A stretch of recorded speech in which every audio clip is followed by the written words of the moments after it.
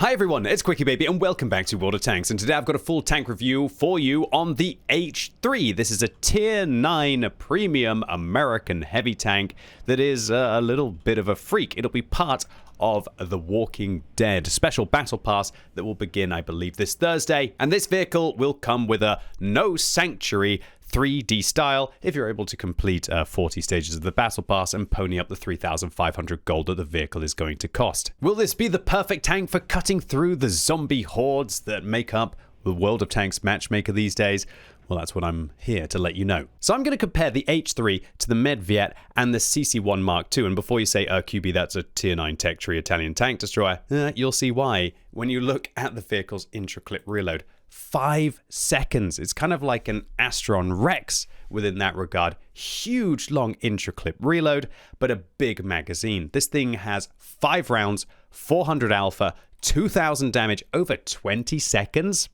At what stage is this not an autoloader, right? But that's still good burst damage. It's still 6,000 damage per minute, effectively, that you're unloading. Way better than a Buick-Skavitzer, a Breaker, and an Object 140. Every vehicle in the game would love to have a 5-second reload. The problem is that then you've got to have a 28-second reload after that intra-clip. So it's this really weird tank because it still has very good damage per minute, but it takes a long time to unload, but still a short reload-ish time, which means that you're not nearly so punished for only wanting to fire 1 or 2 shells and then reloading, a lot like on the Italian tanks. So this vehicle, it's not like a CC Mark II with a 24-second reload and an 8-second intra-clip, really chonking into that vehicle's burst potential. It's in between. If you think that here we have our burst damage tanks and here we have like our Italian auto-loading tank destroyers, the H3 is like here, the Astron Rex is like here, and the Medviet is like here, because it's able to do 1,716 11.25, but then has an awful 39-second reload. So this makes the H3 an interesting prospect for players. Big overall DPM, really scary to be caught by, but not terrifying to be caught by. So it's irritating when you're playing this tank if you're fighting against high DPM vehicles, because they're quite easily able to hit you 2 or 3 times before you're able to unload your vehicle. So, gun handling, 2.2 seconds aim time, amazing. 0.33 accuracy, also amazing, unlike the Medviet and the CC Mark II. And when we take a look at the moving dispersion, 0.16 means you can get away with vert stabs a lot of the time, and the turret traverse of 0.1 as well. Again, you can get away with vert stabs. Maybe use an experimental turbo on this tank instead, and then still use vents, and a durability would be a lovely build on this tank. One thing that does suck, however, on this vehicle is 7 degrees of gun depression. Doesn't make it very flexible on a ridgeline, and you're going to want to hide your hull armor as you see later on. However, again, this vehicle has pretty good mobility. 46 forwards and 16 backwards with a decent power to weight ratio and decent ground resistances apart from on soft. This thing gets around 36 degrees a second turret traverse and tank traverse as well, means that it's quite nimble. But the armor on this tank, it looks okay. 140 at the front, 63 at the side, 220 on the turret. But when we take a look at how the armor model actually works out, yeah, this is as if you're getting shot by 248 millimeters of AP. The whole of this turret is like an 80-90% chance. It's got a big weak point on top that sticks up every which way when you're trying to use the gun depression on this tank. And even the lower plate on this tank, it's only 200 and it is gigantic, sticks up, it's impossible to hide it. When you're side scraping as well on this vehicle, you do have a big weak point that sticks out if they're not just going to shoot you straight in the turret. And if they load gold, yeah, the things get even worse, and even the mantlet is a weakness there. So the vehicle's armor, it's only really going to be useful, I'd say, against your tier 7 and tier 8 matchups. Outside of kind of just over-angling that lower plate and trying to bait noobs, but there's a far less noobs in the game these days now that most people are using the armor flashlight. To go with this, it also has quite low hit points at 1,700, which is a little bit disappointing. Horrendous camo as you'd expect for this gigantic vehicle, but 390 meters base view range means that it doesn't really have to use coated optics ever. So crew-wise on this vehicle, I would thoroughly recommend on your commander taking in the order Brothers, Repairs, Recon, Emergency Coordination, and Practicality. For your gunner, I would recommend Brothers, Repairs, probably Deadeye, Snapshot, Designated Target, and Armor will do you proud on this tank. for your driver. Brothers, repairs. Then I would take controlled impact, because this is actually quite a heavy tank. It weighs 62 tons, great for ramming. Take engineer, off-road driving, and smooth ride. And for your loader, I'd go brothers, repairs, safe stowage, intuition, ammo tuning, and perfect charge. Because the thing about this tank is the intra-clip is really long. There's no real point of improving its reload with adrenaline rush and close quarters combat, because the problem is the intra-clip reload. It's not actually that 28 seconds reload that you have when you're loading in those 5 shells. For your equipment on this tank, I would personally recommend taking vents, turbo, and vert stabs. But you could drop the vert stabs, use an experimental turbo maybe, and then take a durability device instead. That would be a way to combo a good build in. Alternatively, I like to take also durability vents and vert stabs for those close quarters combat situations where you just don't need a turbo. Alternatively, you could kind of take a build where you take an aiming device as well, but really the vehicle's accuracy is good, as I showed you, and I don't think you're going to get much value there.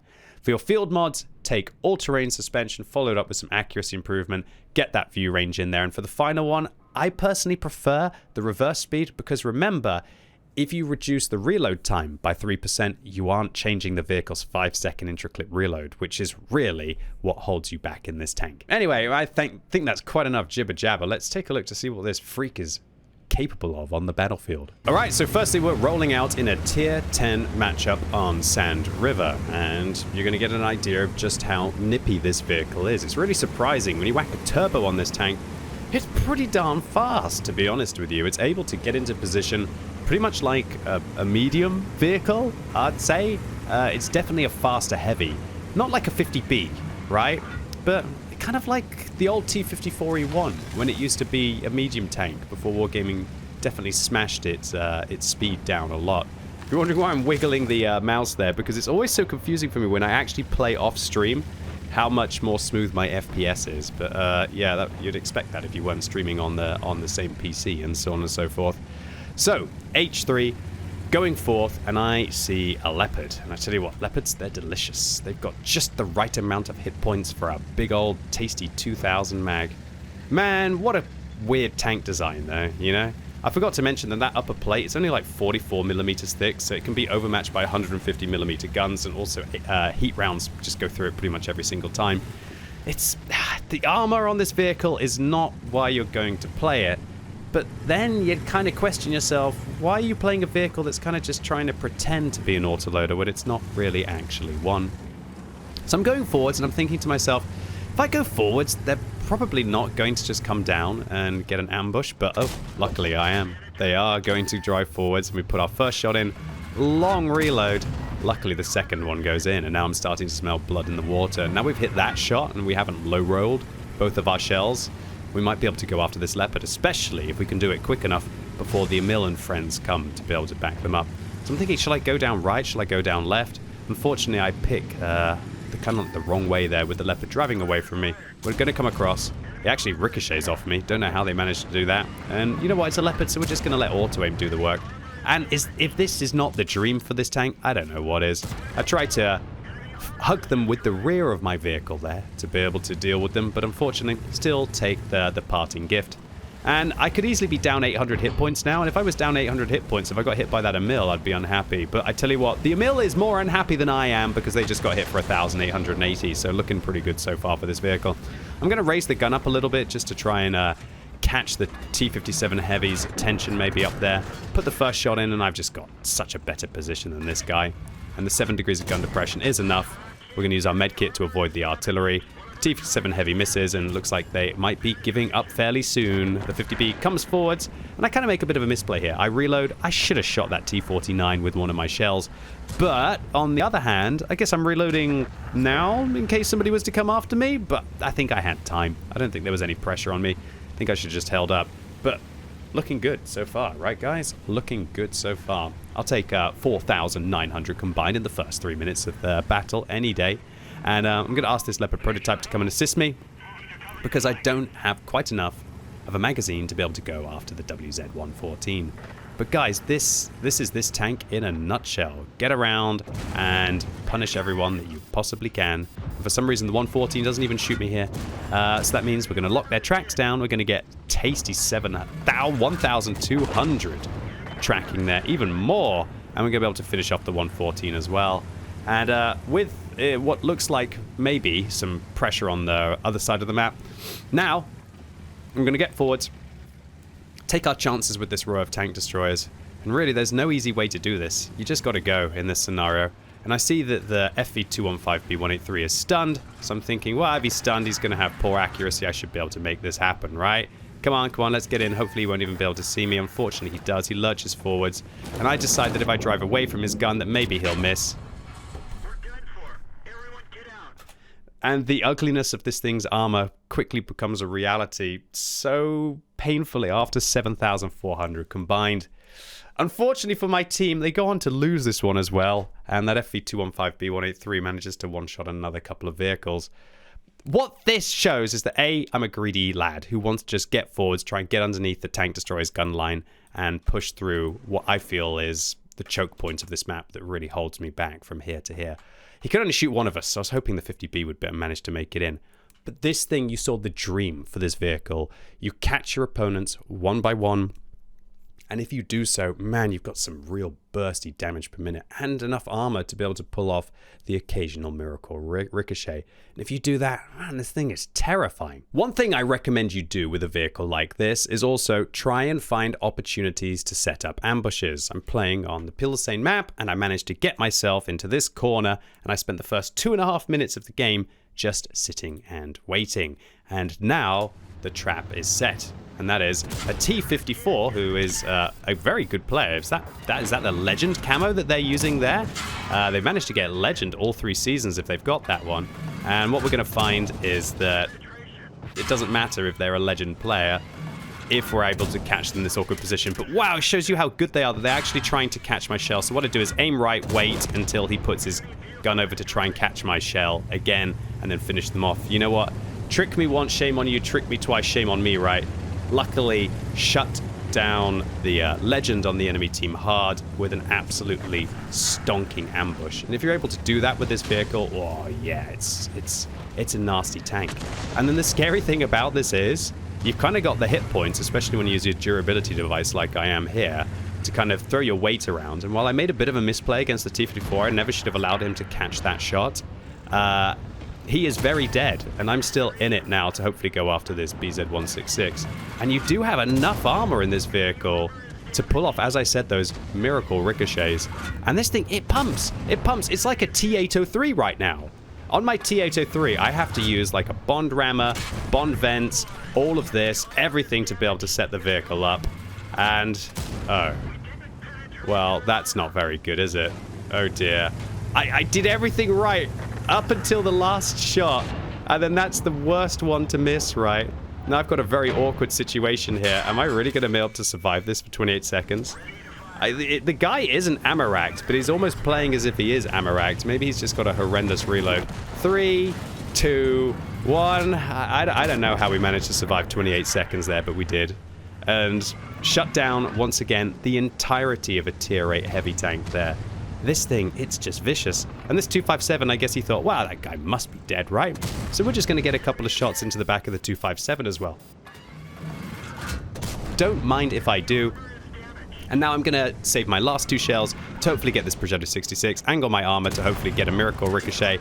But the guy catches my backside as he says, enough of your shenanigans, young man. The game is done, though. 4.5 minutes in, they've only got 4,000 hit points left. And with 4,400 damage, including taking out some of the most dangerous players on the enemy team, man, this thing, it really is quite terrifying how quickly it seems to rack it up with that 2,500 damage per minute. And you can play around the downtime on this tank as well. The way that you need to think about this vehicle is it actually has 6,000 damage per minute. And there isn't a vehicle in the game that I wouldn't really be considering to play aggressively as this thing does. And as long as you can manage to survive or at least hide for that downtime and make sure you penetrate your shells to know that you're going to finish off the vehicle before you get that awkward reload. Thing's scary, dude. So one more round for the H3. We're going to be playing on Nordscar, and spoilers, I managed to hit a griller at least once while I was advancing into position. So I was thinking to myself, oh yeah, I'm feeling really confident in this tank. Let's get forwards and mess them all up. And then thank goodness I actually have a moment where I realize, guys, that's a T110E5 and a Kranvang with 5 degrees more gun depression than me, and way better turret armor. Yeah, no. So luckily, I see the error of my ways and get out of there as quickly as I possibly can. I have to admit, this tank, it's a bit of a weird one. Because it's got such good damage per minute, and you have to kind of commit for long periods of time to be able to deliver it, you might sometimes get yourself into a scenario where, yeah, you're a little bit ambitious. And remember, that kind of 6,000 damage per minute is not going to last after you've managed to go through your magazine. Then you're going to have that disgusting 28-second reload, which gives the vehicle kind of like that overall more like 3,000 damage per minute. And that's even if you're using the vents and so on and so forth on it. So the H3, I'm trying to come to the conclusion for this tank while I show you hopefully some alright moments while we miss that shell. Do I think it's a good vehicle? Yes, I think it's a good vehicle. It's a good to a great tier 9 premium tank. However, is it fun? It doesn't feel like an autoloader, which really truly makes you feel amazing, and it doesn't feel like it has the sustained power of something like a Rambo. A Rambo has really good damage per minute. Sure, 360 alpha, but you really feel like you can just deal with all situations and just grind an opponent down.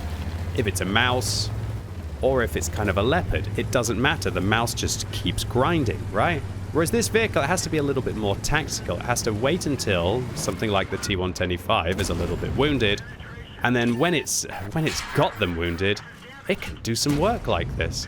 And then hopefully, will we get one more shot in before the E5 fires his? I'm surprised about that. I'm surprised that guy let me... Maybe he was... I don't think he was ammo-racked. Why does he have a 10-second reload on that vehicle? I don't know. Maybe he was just panicking in the scenario. Maybe he's not using a gun rammer or vents on that vehicle or something. I would have thought that an E5 would have a sub 10-second reload. I thought that like a T110E5's probably got more like a 7-second reload or so, right? Unfortunately for him, it wasn't the case. He doesn't manage to hit me twice. And this vehicle, that is the most awkward thing about it, I think. The most awkward thing about this tank is that you just seem to take a couple of shots, even in the best possible scenario.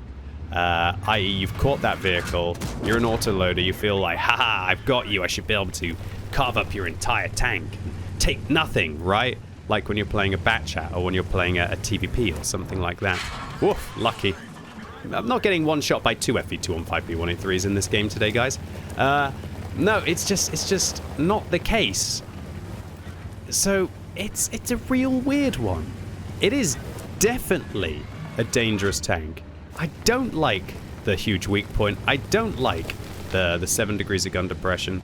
It really doesn't do very well when there's like 4 or 5 vehicles all sitting in the same position. It's horrible. You want to try and push progressive flanks.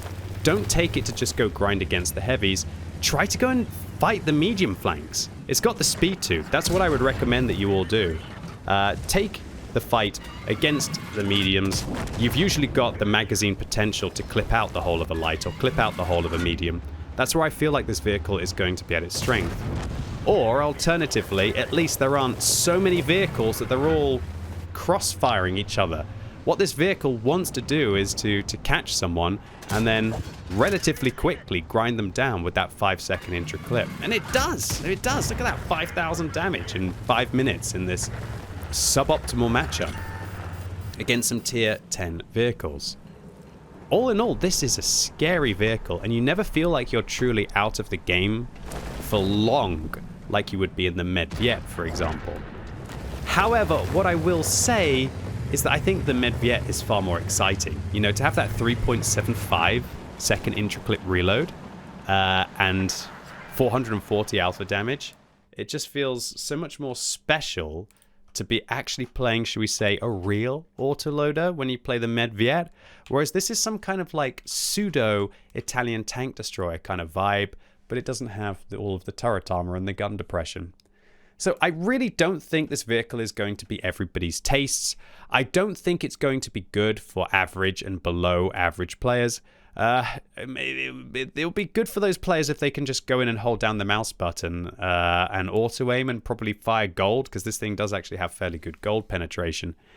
But as soon as you kind of bounce one or two of those shells, this vehicle doesn't really feel very scary. Then it's just like kind of like in a mill that actually takes 20 seconds to be able to deliver its magazine, and then having the 28-second reload afterwards, and having the huge weak point on top and an awful lower plate that everybody's going to know to shoot. And when people figure it out, as long as you're not shooting the mantlet on this vehicle, the cheek armor, it's not even that good. So all in all, if you have time to be able to complete 40 stages of a battle pass at this time of year because you're not too busy and you're not already too pressured trying to just complete the regular battle pass, I want to talk about that for just a second. Wargaming are mad right now. They've realized that, okay, people are completing the regular battle pass without having to pay. So why don't we put not one, but 2 bonus battle pass chapters every 3 months as well? So they've perfectly well realized then that either players have to play a huge amount to be able to get through it, or alternatively that they have to be able to pay 250 gold a stage to be able to skip if they want to be able to keep up with all the content. I thought it was a way better deal for effectively these kind of like marathon events where you could actually still progress the battle pass while kind of going through a marathon as well. It's a bit sneaky by Wargaming, but I digress. That's a whole different topic. So if you're a very hardcore player and you're going to complete the regular battle pass and you have time to be able to complete another 40 stages after what was the previous one, the Duke Nukem and Lara Croft battle pass that we just had, then is this a good deal for 3,500 gold? It's a fantastic deal for 3,500 gold. But you're going to have to complete 40 stages in 11 days to be able to have the luxury of spending that 3,500 gold. So, final word. H3. It's a good tank. No doubt it is a good tank. I don't really feel like it's so special in any one area that it's a must-have. I feel like it's a vehicle that has a bit of an identity crisis. Feels like a bit of a mix match of everything, with a bit of speed, a bit of gun depression, a bit of autoloader, a bit of DPM, but also not much burst damage. It's a freak. But it might just be your freak. And I think it will be a good tank in the hands of a good player. Anyway, ladies and gents, boys and girls, that was my review of the H3. Really hope it was useful for you. If it was, give it a thumbs up. If you hated it, give it a thumbs down. And let me know what you think about the tank in the comments down below. What do you think about these kind of wishy-washy autoloaders with really long intra-clip reloads? Do you think they're fun, or do you think they're they just don't quite know what they want to be? And as always, thank you so much for watching. You've been epic, and hopefully I'll see you soon.